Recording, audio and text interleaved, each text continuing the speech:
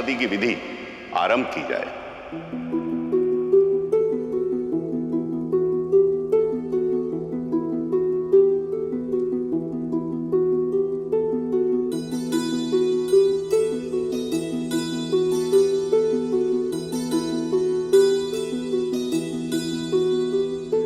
सृष्टि से पहले सृष्टि के बाद है था रहेगा, शिव शक्ति का साथ है, जुड़े जुड़े ही रहेंगे शक्ति से शिव मन। सात फेरों के सनातन है ये बंधन, दूजे का है मन, एक दूजे का दर्पण।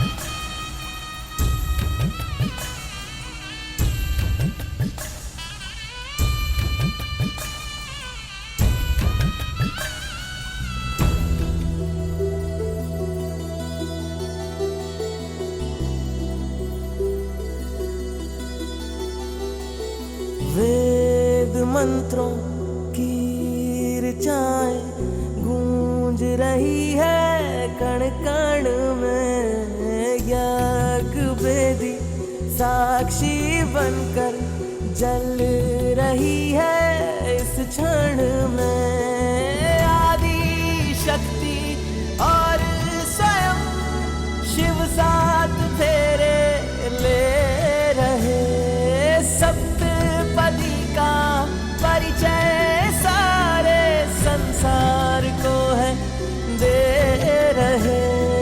प्रेम तप है, त्याग है वैराग, प्रेम है मिलन, प्रेम केवल है समर्पण, प्रेम है सातों वचन।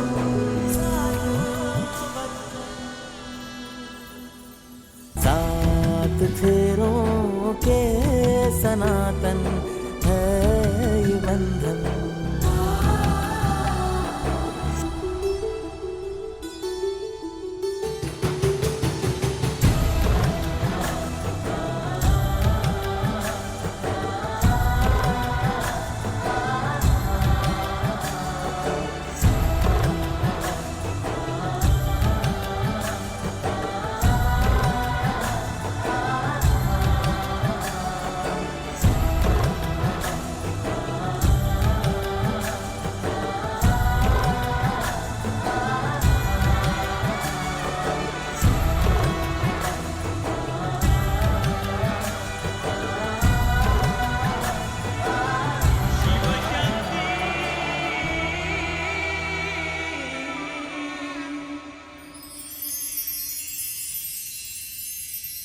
विवाह संपन्न हुआ। शिव और पार्वती सदा सदा के लिए एक दूसरे के हुए, एक दूसरे के हुए, एक दूसरे के हुए, एक दूसरे के हुए।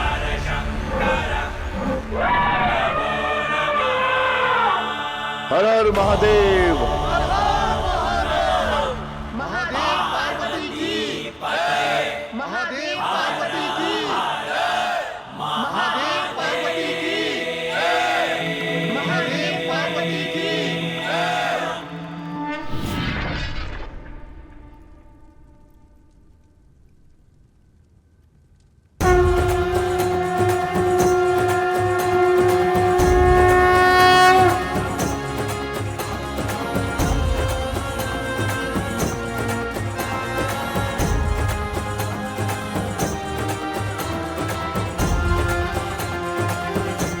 कौड़ियों वाली रस्म शुरू करते हैं।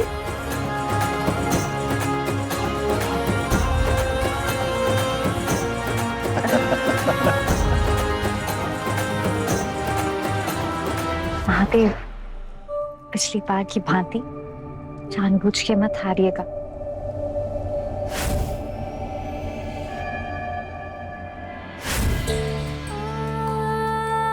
पूर्ण सच्चाई के साथ खेलिएगा, फिर हारे तो हारे और जीते तो जीते।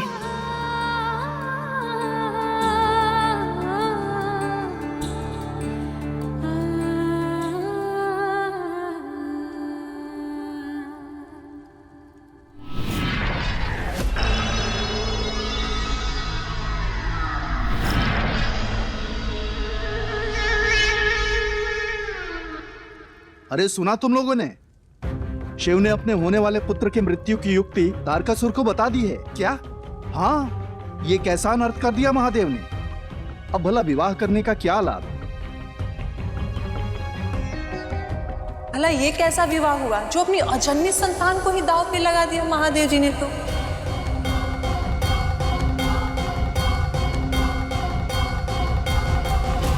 विदाई का मुहूर्त निकट है, शीघ्र ही शीघ्र सारी तैयारियां हो जानी चाहिए। और हाँ, सब कुछ अति उत्तम होना चाहिए। समय बहुत कम है, तुम लोग जल्दी जाओ। महारानी की जय हो। अरे आप दोनों यहाँ क्या कर रहे हैं? महारानी आपसे कुछ बात कहनी थी। अरे अभी नहीं, अभी तो पुत्री की विदाई का समय है। चलिए। क्षमा महारानी, किंतु महादेव ने अपने बारातियों को मुक्त करवाने के लिए क्या किया, यह आपको जानना चाहिए।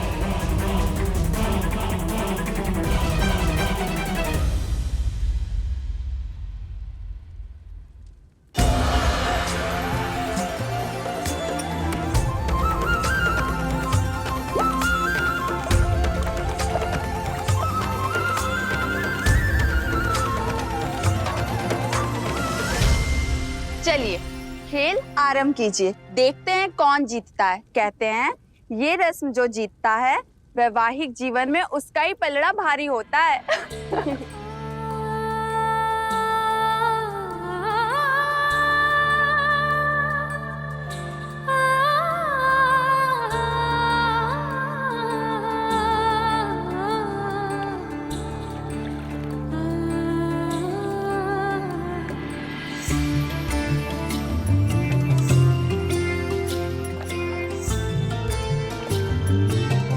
जीत तो हमारी पार्वती की होगी। आज तो देवों के देव को भी हार का स्वाद चखना पड़ेगा।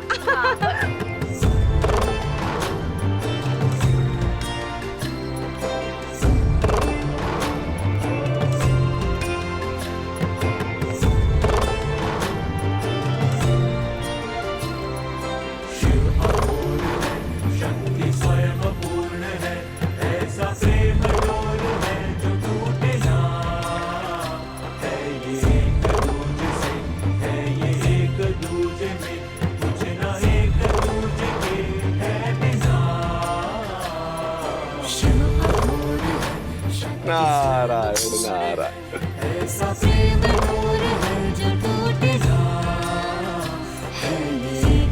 देखिए दीदी, हम जीत गए।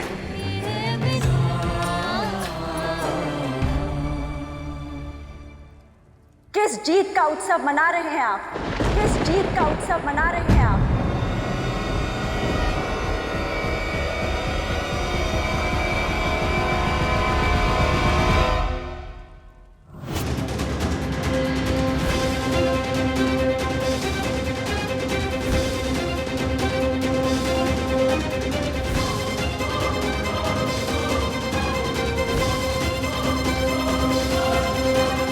सब कुछ तो हार के लौटे हैं आप। सब कुछ तो हार के लौटे हैं आप।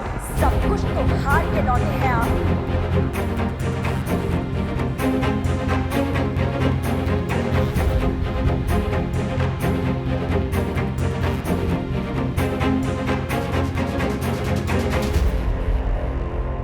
क्या हुआ माताश्री? इसका उत्तर अपने पति से मांगो। अपने पति से मांगो।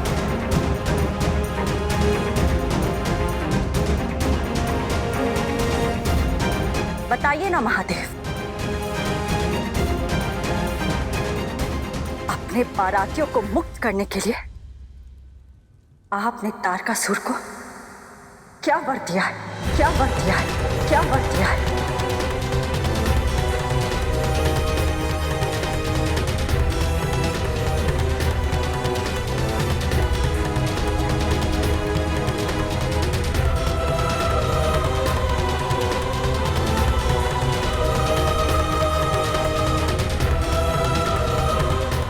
बताइए ना, आप मौन क्यों हैं?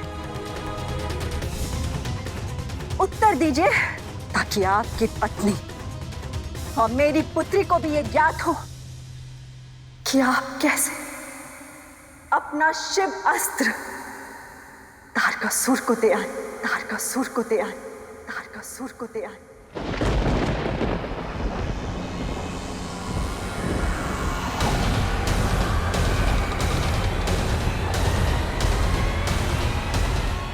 अस्त्र जिसका प्रयोग वो आपके ही पुत्र का वध करने के लिए करेगा, वो आपके ही पुत्र का वध करने के लिए करेगा, वो आपके ही पुत्र का वध करने के लिए करेगा। नारायण, ये क्या?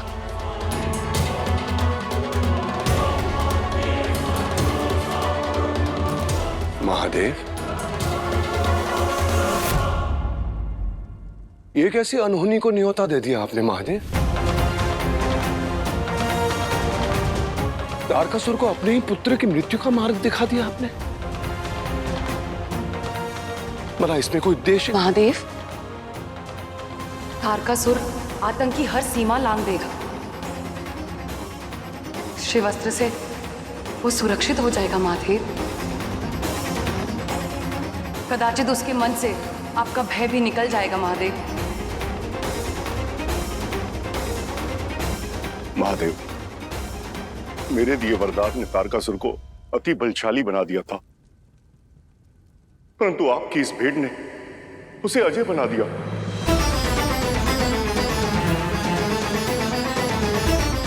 क्यों किया आपने ऐसा? क्यों?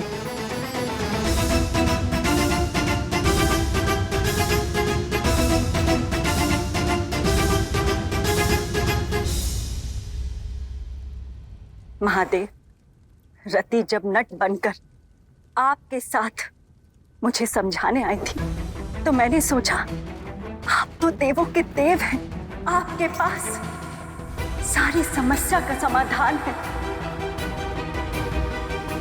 और मेरी पुत्री पर लगे इस शाप का भी।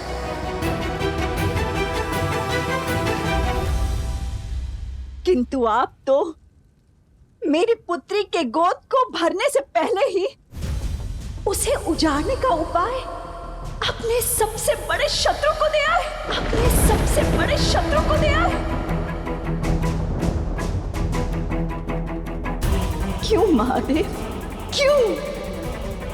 आप ऐसा कैसे कर सकते हैं? कर सकते हैं, क्योंकि ये महादेव है, क्योंकि ये महादेव है, क्योंकि ये महादेव है। इतना कठिन निर्णय इस ब्रह्मांड में महादेव के सिवा कोई नहीं ले सकती। किंतु क्यों? यही तो मेरा प्रश्न है, पूछो इनसे।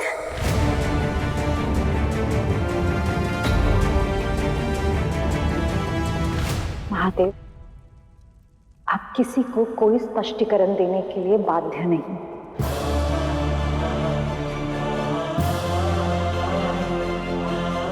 मुझे भी नहीं।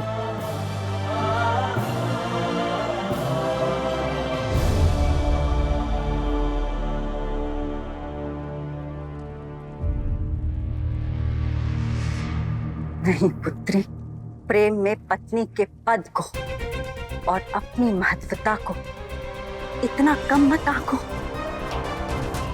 वैवाहिक जीवन ऐसे नहीं चलता। अभी तक तो विवाह भी नहीं हुआ था और महादेव ने इतना बड़ा निर्णय तुम्हारे बिना स्वीकृति के ले लिया। कैसे?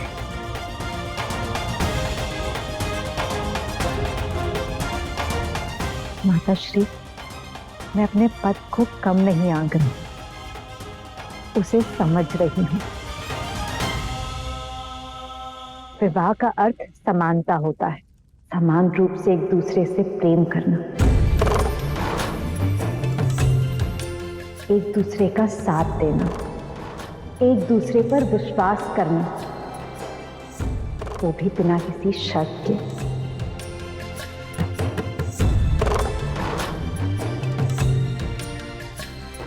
हम दोनों अपना अपना निर्णय लेने के लिए स्वतंत्र हैं और मेरे पति तो स्वयं महादेव हैं। वो बिना उद्देश्य के कुछ नहीं करते।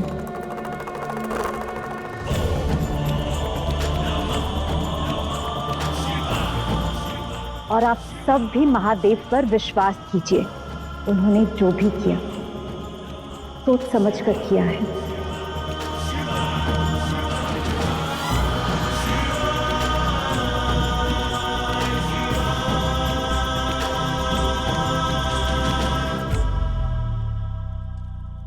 पुत्री, तुम्हें अपनी संतान की तनिक भी चिंता नहीं है माताश्री, मुझे भी और महादेव को भी, परंतु वो मेरे होने से पहले इस समस्त संसार के हैं। इस समस्त संसार उनकी संतान है।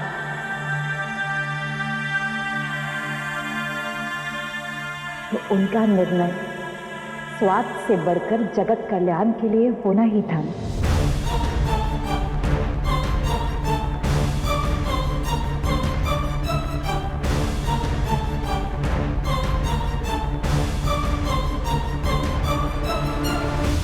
मन में चिंता का भाव नहीं, विश्वास का भाव रखिए मैना देवी।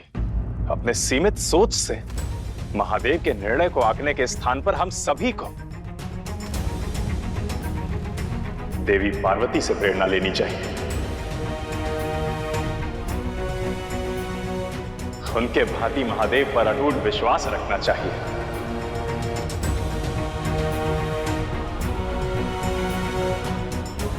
और आप भूल रही हैं मैना देवी, आपके जमाता संहार करते हैं। यदि तारकासुर और अन्य असुरों का संहार करने की आवश्यकता पड़ी तो महादेव वो मार्ग प्रशस्त करने के लिए भी सज्ज है।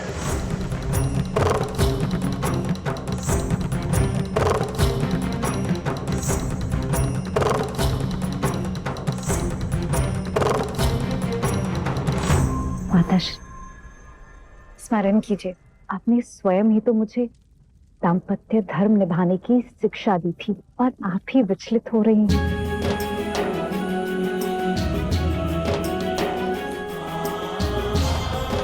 तुम्हारे पति इस संसार के राजा हैं। तुम दोनों के बीच में संसार भर के प्रसंग आएंगे, किंतु पुत्री तुम उनके उत्तरदायित्व को समझना।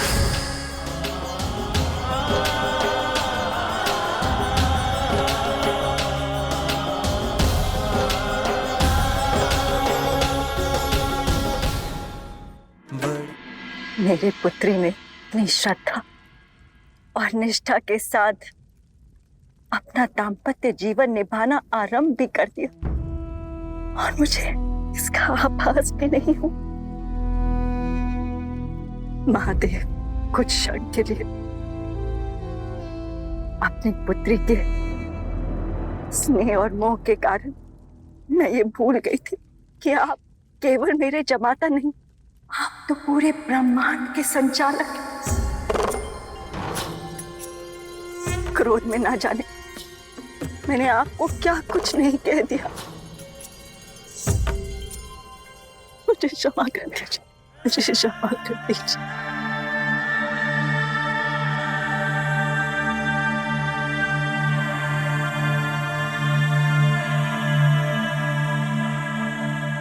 एक माता का पुत्र से क्षमा मांगना शोभा नहीं देता।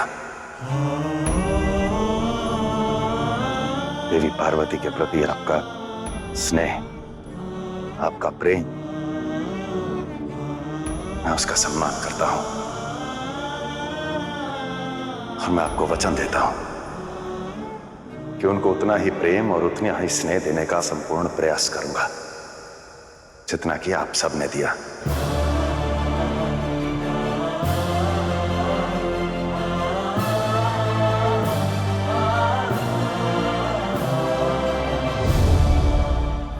और रही बात तारकासुर को शिवस्त्र देने की, तारकासुर को मैंने शिवस्त्र अवश्य दिया है और यदि मैंने उसे शिवस्त्र और वर दिया है तो समय आने पर उसकी काट भी मैं ही निकालूंगा, मैं ही निकालूंगा, मैं ही निकालूंगा, मैं ही निकालूंगा।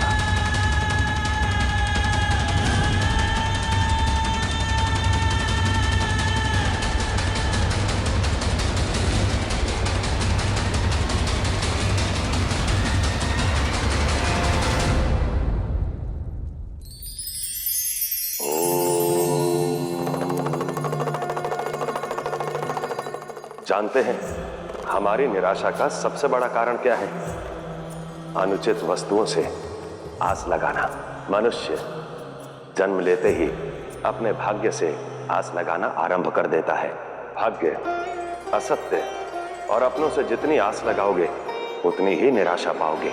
यदि आशा करनी है तो स्वयं से, स्वयं के सुकर्मों से और सत्य से करो।